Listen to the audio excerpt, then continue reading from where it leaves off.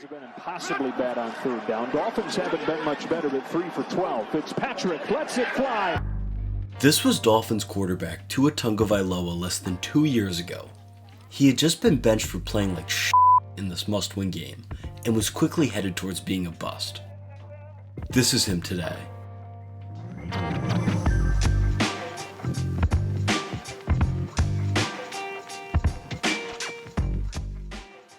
So what turned Tua into the player he is today, and proved that everyone was wrong about him, including you?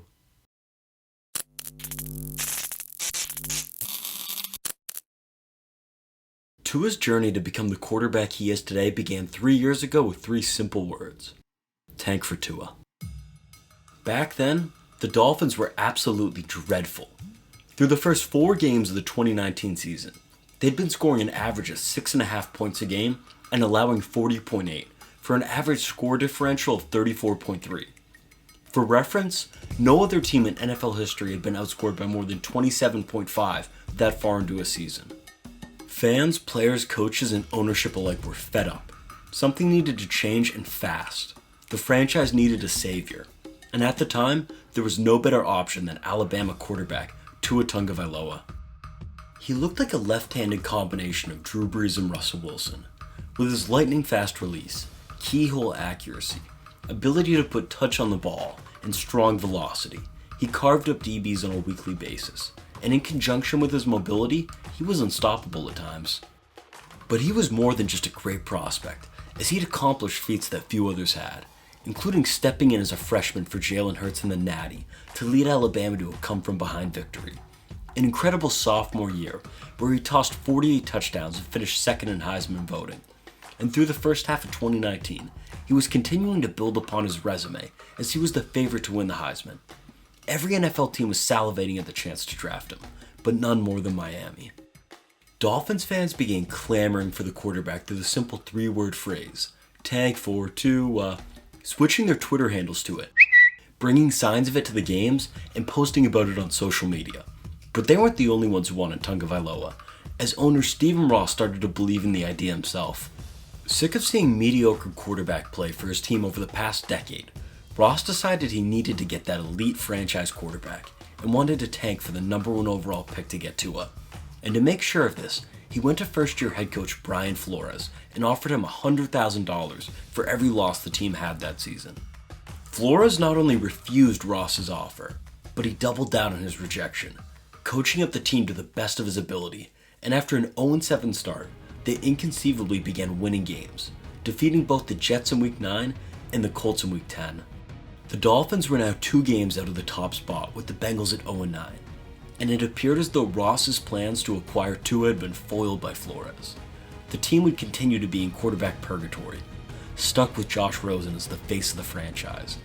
All those losses had been for naught. The team was cursed. They would never win another playoff game. They were going to continue to be the laughingstock of the league. Until the unthinkable happened. The week following Miami's victory over Indianapolis, the Crimson Tide faced off against Mississippi State. Tua put on his usual clinic, throwing for 256 yards and 2 touchdowns to put the team up 35-7 with 3 minutes remaining in the first half. Comes out throwing. On the run. Pressure from behind. He's down. And Tua's down. His helmet came off. This is exactly what you did not want to see happen. Tua had fractured and dislocated his hip, ending his season and tenure as the Alabama quarterback. This was terrible news for everyone, except one team, the Miami Dolphins. Just as they'd appeared to have lost the chance to draft their savior, fate intervened.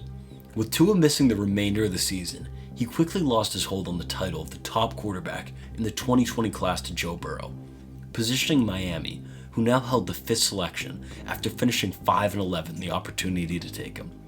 And just as fate intended, he was still available for the Finns to draft as they came onto the clock. But it wasn't that simple. Brian Flores and Stephen Ross once again found themselves in another dispute. Flores didn't want Tua. He preferred tall pocket passers and wanted the team to select Oregon's Justin Herbert. Ross, on the other hand, had no interest in Herbert and wanted Tua just as he had from the beginning. With the two locked in a stalemate, GM Chris Greer sided with his boss, pulling the trigger on Tua. He was destined to become the Dolphins' quarterback. There was no way around it. Tagovailoa entered a situation that was far from ideal for a rookie quarterback. He had a head coach who didn't want him, an awful O-line, and a receiver group worse than the one he had had at Alabama.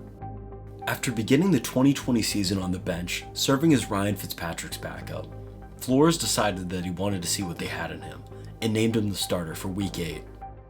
Tua took the reins to the offense and played admirably with what he was given to work with. Beginning his career going 5-2, he was mostly a game manager, but had a few impressive performances sprinkled in there. But all that promise came crashing down in Week 16. Playing against the Raiders, the Dolphins desperately needed a win to keep their playoff hopes alive. And through the first 50 minutes of play, Tua had fallen flat on his face. And with the season on the line, Flores benched Tua and put in Fitzpatrick, who quickly turned into Fitz magic. See if Fitzpatrick can pull a trick out. He got hit as he lofted it up. Blown coverage! Matt Collins is inbounds. He hits it right down the middle. And the Dolphins somehow, someway take the lead with 1 second.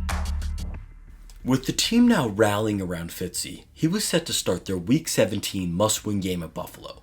But after he tested positive for COVID, Tua wound up getting the start in his place and completely self-destructed.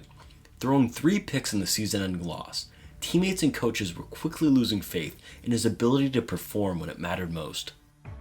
No one felt this way more than Brian Flores, who thought a change needed to be made.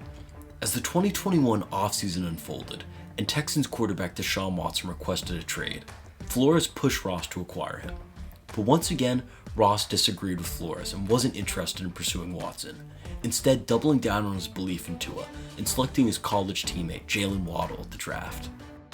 With the owner still backing him, Tua began the 2021 season as the Dolphin starter.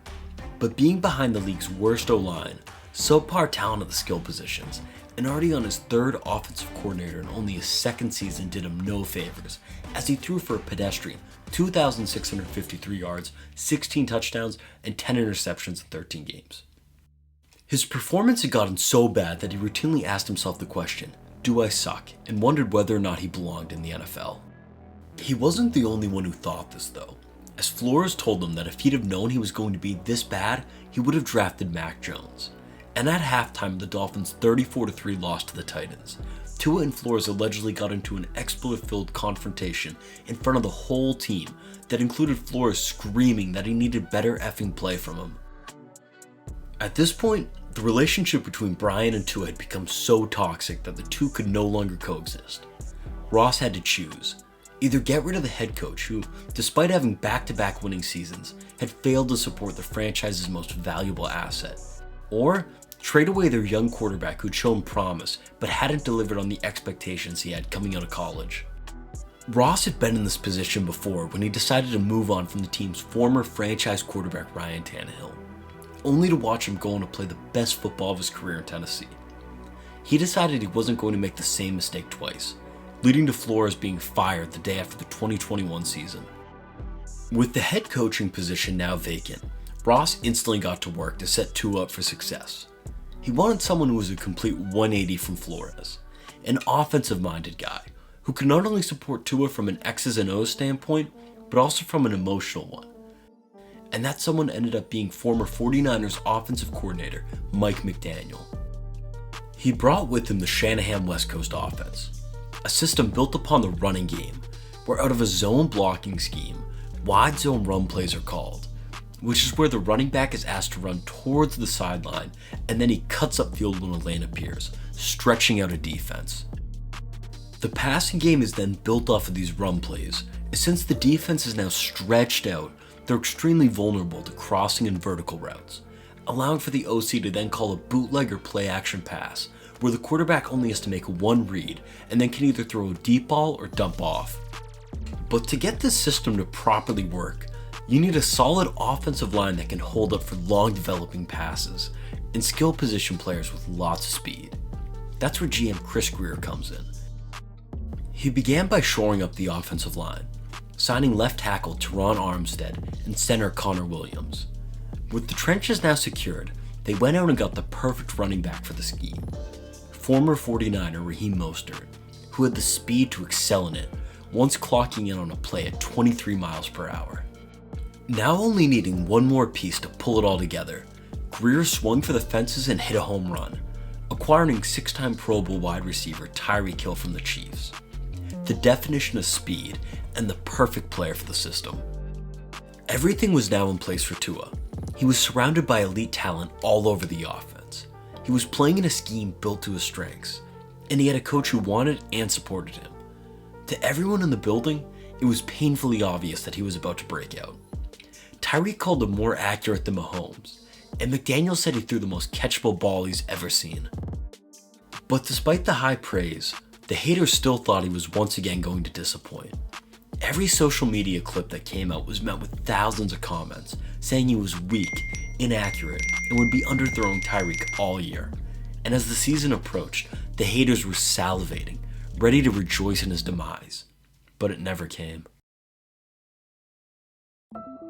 Instead, Tua started playing the best football of his career. He's 8-4 in his 12 starts, has already thrown for a career high in yards and touchdowns, leads the league in both passer rating and QBR. And most important of all, he's been the first quarterback in the past 25 years to give Miami something they haven't felt since Marino: hope.